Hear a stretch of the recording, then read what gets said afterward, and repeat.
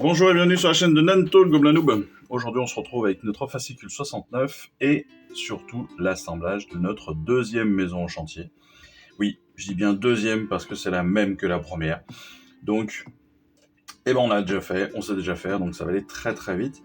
Et ça va potentiellement permettre de corriger quelques petites erreurs ou des changements de stratégie dans la construction de ce décor. Alors, comme toujours, on va reprendre, une fois n'est pas coutume, mais on le voit toujours sur nos fascicules, comme toujours. Il faut faire attention à où on va couper, bien sûr. Même si là, on est sur du plastique un peu plus résistant que sur le plastique de figurine, parce que comme c'est des décors, ça va être trimballé, il faut que ça soit résistant. Donc, malgré tout, on va faire attention à tout ça. Donc, on fait attention aux coupes, on fait attention aux traces de moulage, bien évidemment. On n'hésite pas à les enlever avec notre rébarbeur, avec notre couteau de modélisme ou notre cutter, ou avec un petit peu de papier terre, bien évidemment. On n'aura pas forcément tout à coller. Pourquoi ? Parce que les différentes parties de notre décor, encore une fois, s'emboîtent les unes dans les autres très facilement. Donc ça, c'est plutôt pas mal. Maintenant, pour les amoureux de la colle comme moi, vous le savez, vous pouvez tout coller sans aucun souci. Pas forcément de sous-assemblage, même si vous le verrez, moi je vais en faire un cette fois-ci. Je l'avais pas fait la première fois, mais là je vais le faire pour la simple et bonne raison qu'avec l'expérience de la peinture, je préfère garder un ou deux éléments à part, et vous verrez pourquoi. Voilà. On le sait, sur les éléments de décor, il y a rarement, il n'y en a même pas du tout normalement, de pièces qui sont là pour la déco ou pour monter le décor d'une autre façon, donc on n'aura pas de pièces qui nous restera.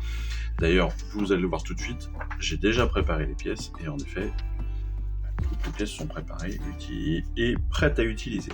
Donc, notre décor, comment il va se monter ? On a nos trois grosses pièces de décor, une pièce centrale de mur dans laquelle on va venir emboîter nos deux angles, en fait, tout simplement. Encore une fois, c'est là, à ce moment-là, où vous allez pouvoir coller ou non. Il va falloir faire attention, pas comme ce que je viens de faire, parce que là je viens de casser une corde, donc on fait attention à nos points d'appui lorsqu'on va appuyer dessus, justement pour pouvoir les assembler, on va faire attention à tout ça. Techniquement, je viens d'appuyer ici, je viens de le casser. Donc, c'est pas très grave, vous le savez, on va pouvoir remettre juste un point de colle et le réparer sans aucun problème, mais voilà, faites attention à ne pas faire de bêtises comme je viens de le faire. Je ne vais pas coller ces éléments-là pour plusieurs raisons. Parce que ça va me faciliter la sous-couche. Je pourrais faire ça en plusieurs parties, voilà. Donc ce sera plus simple pour la sous-couche. 2, on peut ne pas coller les trois éléments ensemble pour la simple et bonne raison que derrière, au niveau du stockage, on aura peut-être plus de facilité à héberger, entre guillemets, trois faces différentes que l'on pourra revenir rassembler après, plutôt qu'un gros ensemble. Donc c'est aussi pour ça que là, je ne vais pas le coller.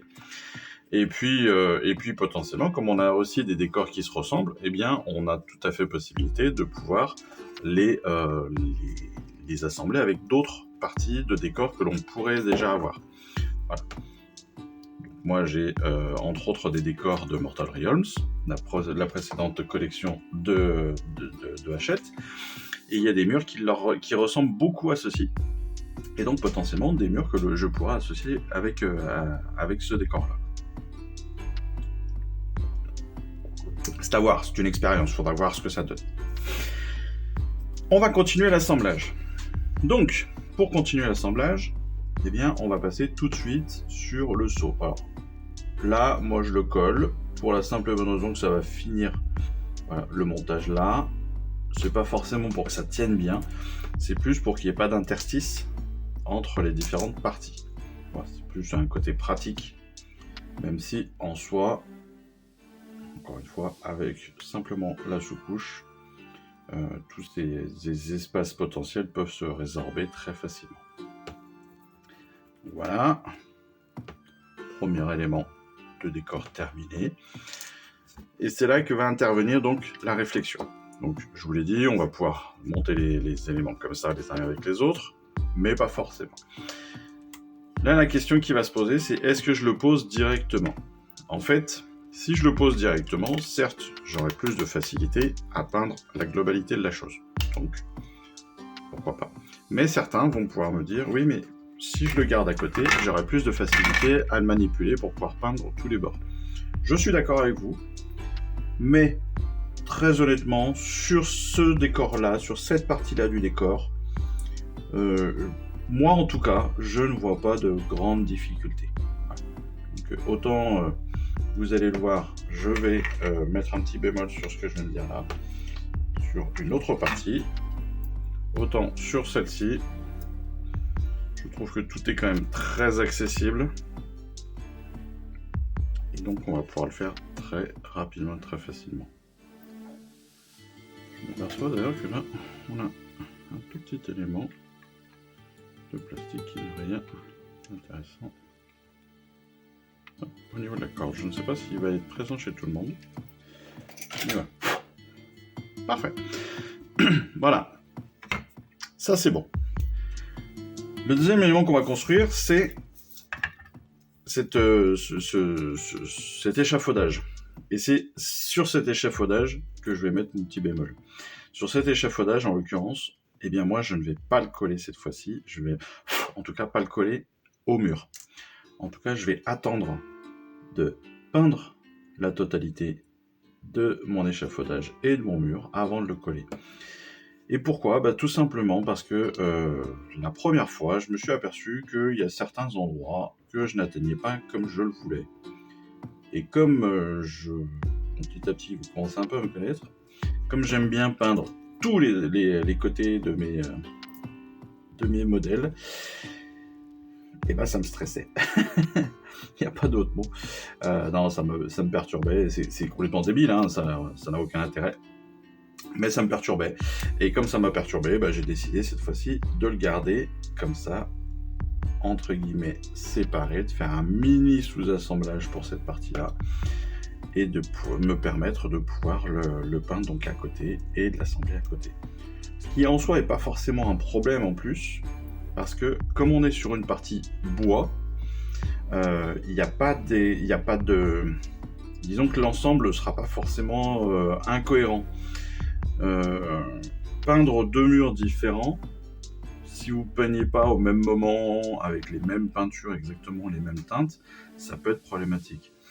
Sur du bois, comme on peut avoir plusieurs essences de bois, plusieurs parties, etc., d'un même bois, on peut avoir des couleurs légèrement différentes, c'est moins gênant, en tout cas je trouve, en termes d'histoire, on va dire, par rapport au modèle. Voilà. Donc, ce morceau central techniquement est fini, et je sais que plus tard, je n'aurai qu'à poser mon échafaudage dessus. Ça va me permettre encore une fois de faciliter mon accès ici à la porte, à cette peinture ici au poteau, etc., etc. Et puis de pouvoir tout bêtement peindre le dessous de façon beaucoup plus cohérente. Voilà, c'est pas grand chose, mais c'est bon à prendre quand on est un peu stressé. Pour les différents morceaux donc de bois qui viennent s'apposer comme ça au mur en diagonale, je le rappelle, vous avez des petits picots qui vont venir donc s'intégrer dans le mur. Je vous le rappelle, vous en avez 4 différents et les 4 sont bien différents, donc vous n'avez aucune possibilité de vous tromper. Ça, encore une fois, le travail est très bien fait de la part de Games. Et donc, de ce point de vue-là, aucun souci. Donc, il vous suffit d'approcher les différents c'est pas des contrepoids, mais les morceaux d'échafaudage, on va dire, tout simplement. Les pieds d'échafaudage, de les approcher de votre pièce, de voir que les trous correspondent bien. Vous voyez ici, on a 2 trous. Les 2 picots correspondent bien en termes de distance. Donc je sais que c'est celui-ci que je vais pouvoir incorporer là. Alors on sait que c'est très facile, un décor, il n'y a pas de difficulté particulière à monter. Hein. C'est pour ça aussi que j'en profite. Je suis allé très très rapidement sur le truc, d'autant plus qu'on l'a déjà monté une première fois. Et on va finir avec notre dernière pièce qui est le plus petit pied d'échafaudage Voilà. Celui-ci, j'aurais pu ne pas le coller et ne pas le mettre tout de suite, parce que là, l'accès, en effet, dessous peut être un tout petit peu plus compliqué. Bon, c'est pas non plus flagrant. C'est plus compliqué d'arriver sur cette partie-là en termes de peinture, sur l'intérieur, qu'ici. Là, au niveau du pilier, c'est beaucoup plus compliqué à aller chercher avec votre pinceau, à ne pas en mettre de partout, etc. Donc là, il faut vraiment faire très attention et y aller très doucement. Mais dans l'ensemble, ça ne se voit, même si vous vous plantez, encore une fois, une reprise, ça se fait très très bien. Voilà, notre montage techniquement est terminé. Vous voyez, je vais replacer le tout. Et voici un exemple de pourquoi est-ce que vous avez aussi un intérêt à ne pas tout coller au niveau des ensembles. Parce que là, par exemple, vous avez les deux murs extérieurs que vous allez pouvoir simplement rassembler pour faire un petit L. Alors que, à la base, ces deux côtés sont opposés. Ils sont utilisés ainsi. Voilà. Donc c'est pour ça que je vous disais, voilà, ça peut avoir un petit intérêt de ne pas tout coller, parce qu'on peut multiplier les ensembles, multiplier les types de décors. Et puis après, évidemment, on aura cette partie-là qu'il faudra venir poser ainsi. Bon, très simple, on le sait, on l'a déjà vu, on l'a déjà fait. Donc ce décor, très facile, très très beau malgré tout. Encore une fois, très très bien sculpté. Avec des bois, avec des veines dans le bois, avec toutes les décorations métalliques qui seront à prévoir en termes de peinture. Donc vraiment un décor sympa. Mais malheureusement que l'on a déjà. Ça, c'est vraiment le gros reproche que je pourrais faire de ce numéro.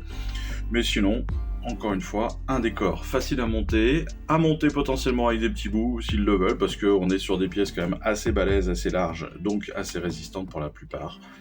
Donc pas de grosses difficultés non plus à faire, parce que tout s'emboîte de façon très logique et ne peuvent pas être emboîtés ailleurs, donc aucune difficulté réelle. Et voilà.